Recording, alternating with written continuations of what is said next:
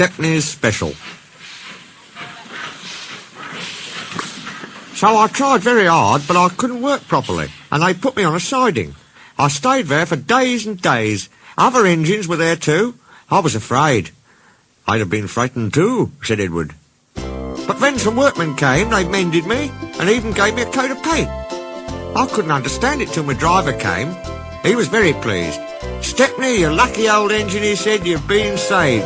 The Bluebell Railway has bought you. What a lovely surprise, smiled Edward. Have they saved other engines besides you, he asked. Oh, yes, answered Stepney. You'd like our Bluebell and Primrose.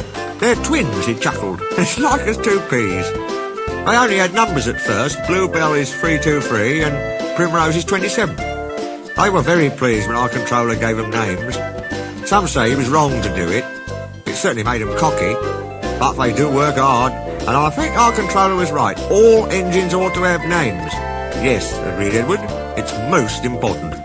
That's why, Stepney continued, we've given names to our 488 and 2650. But our controller doesn't know. It's a secret. Don't tell him, will you? Of course not, smiled Edward. They're both very pleased about it, because now they feel part of the family.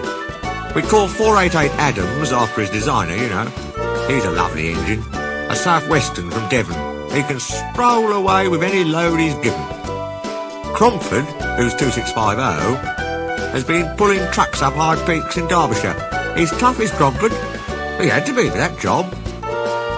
Captain Baxter's tough too, Stepney went on. And rather rude. But he's worked in a quarry, and you know what that does to an engine's language and manners. I do indeed, said Edward gravely. He's a good sort, really, said Stepney. I like him. We both miss our work with trucks. He paused. I oughtn't to say this, he went on, after everyone's been so kind, but our line is very short. I never get any good runs now. I miss them dreadfully. Never mind, smiled Edward. Perhaps you'll get some while you're here. Stepney said goodbye to Edward, and then returned to the big station. There he helped Duck shunt the yard. They were soon great friends and enjoyed their afternoon together. Thomas arrived before they'd finished, and stayed till it was time for his last branch line train. It's St. Pancras. But that train's tail lamps were hardly out of sight when the two engines heard a commotion at the station. Hello, said Duck. I wonder what's up. Presently the night-duty shunter came hurrying to the shed.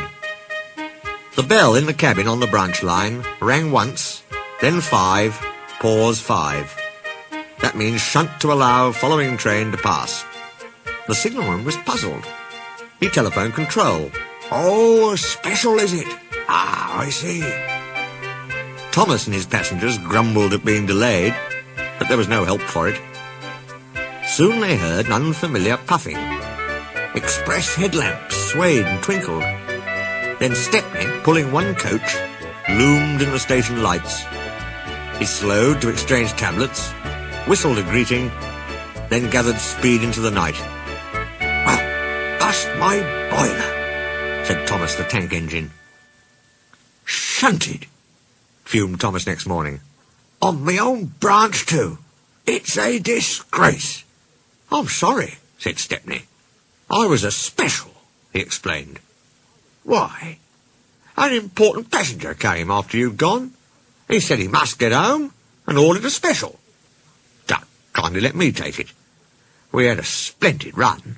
No record breaking, of course, but... Ah, well, said Thomas modestly.